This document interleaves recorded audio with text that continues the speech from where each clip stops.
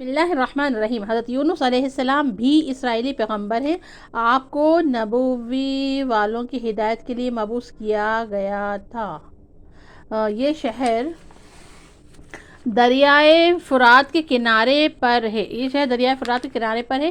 آپ نے ان پر کئی سال محنت کی، مگر نتیجہ کیا ہوا کہ دن بدن تکذیب کا زور بڑھتا رہا۔ آخر آپ نے بحکم الہی عذاب کی اطلاع دی۔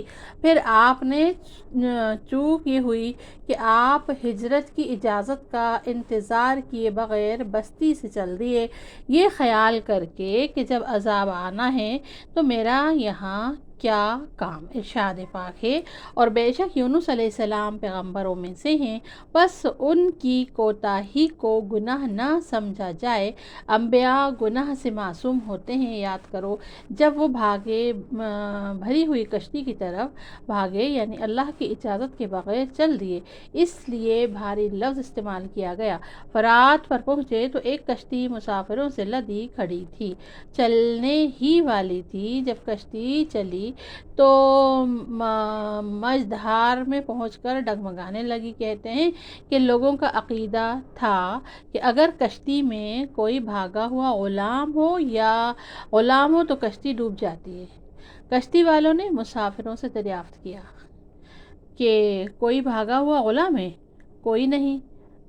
یوسف علیہ السلام سمجھ گئے، فرمایا میں وہ غلام ہوں جو آقا سے بھاگا ہوں۔ لوگ یونس علیہ السلام کو جانتے تھے، انہوں نے یہ بات باور نہ کی۔ آپ نے فرمایا مجھے دریا میں ڈال دو، بچ جاؤ گے، مگر کشتی والے تیار نہ ہوئے تو قرعہ اندازی کی ٹھہری۔ 3 بار قرعہ ڈالا گیا، ہر بار یونس علیہ السلام کا نام نکلا۔ کشتی والوں نے مجبوراً آپ کو دریا کے حوالے کیا، اور آگے بڑھ کر ارشاد فرماتے ہیں کہ پس وہ قرعہ اندازی میں شریک ہوئے، پس وہ ہارنے والوں میں سے تھے۔ ادھر اللہ تعالیٰ نے ایک بڑی مچھلی کو الہام کیا، اس نے آپ کو سالم نگل لیا۔ فرماتے ہیں کہ پس ان کو مچھلی نے نگل لیا، در حالانکہ وہ ملامت کرنے والے تھے، یعنی خود کو ملامت کر رہے تھے اور افسوس کر رہے تھے، کیونکہ آپ کو احساس ہو گیا تھا کہ بے اجازت بستی چھوڑ کر چل دیے ہیں، یہ قصور کیا ہے؟ مچھلی کے پیٹ میں پہنچ کر بھی آپ کو ہوش تھا۔ آپ نے دعا شروع کی، الہی میں قصوروار ہوں، الہی آپ ہی معبود ہیں، آپ کے سوا کس سے التجا کروں؟ لا الہ الا انت سبحانک انی کنت من الظالمین، لا الہ الا انت سبحانک انی کنت من الظالمین۔ دعا قبول ہوئی، مچھلی کو الہام ہوا، اس نے ساحل پر جا کر قے کر دی۔ ابن مسعود رضی اللہ تعالیٰ عنہ فرماتے ہیں کہ مچھلی کے پیٹ کی گرمی سے آپ کے بدن کی کھال اتر گئی اور جسم ایسا ہو گیا تھا جیسا کہ پرندے کے نئے نکلے ہوئے بچے کا ہوتا ہے۔ اللہ تعالیٰ نے فوراً ایک بیل دار درخت اگایا جس نے آپ کو ڈھانک لیا اور آپ مکھی مچھر کی تکلیف سے محفوظ ہو گئے۔ فرماتے ہیں کہ پس اگر نہ ہوتی یہ بات کہ وہ تسبیح کرنے والوں میں سے تھے تو قیامت تک ان کے پیٹ میں رہتے، یعنی تسبیح کی برکت سے نجات پائی۔ بس ہم نے ان کو ایک میدان میں ڈال دیا، حالانکہ وہ بیمار تھے، اور ہم نے ان پر ایک بیلدار درخت اگا دیا۔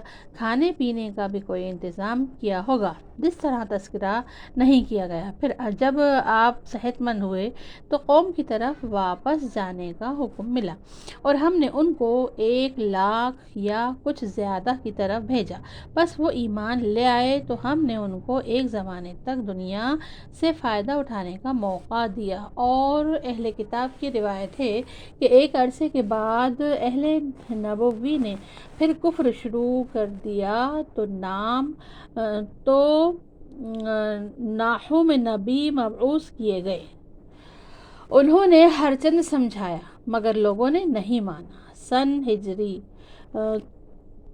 620 قبل مسیح میں تباہ و برباد کر دیا گیا۔ قصص قرآن میں ہے، یہ ہے نا آپ کا۔ پھر فرما رہے ہیں یہاں پہ، یہ کس کی تفسیر تھی؟ یہ یہاں سے دیکھیے گا، بسم الله الرحمن الرحيم. وإن لوطا لمن المرسلين إذ نجيناه وأهله أجمعين إلا عجوزا في الغابرين ثم دمرنا الآخرين وإنكم لتمرون عليهم مصبحين وبالليل أفلا تعقلون. وإن يونس لمن المرسلين إذ أبق إلى الفلك المشحون فساهم فكان من المدحضين فالتقمه الحوت وهو مليم فلولا أنه كان من المصبحين